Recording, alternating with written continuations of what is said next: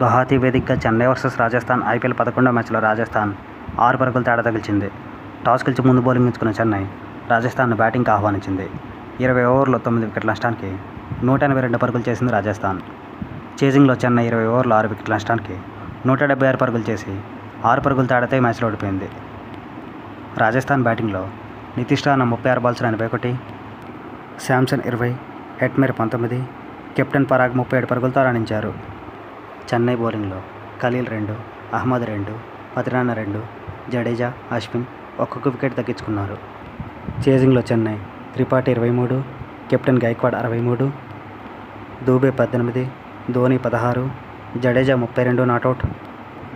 Overton 11 పరుగులు నాటౌట్తో రాణించినప్పటికీ రాజస్థాన్ అద్భుత bowling కారణంగా రాజస్థాన్ 6 పరుగుల తేడాతో మ్యాచ్లో గెలిచింది.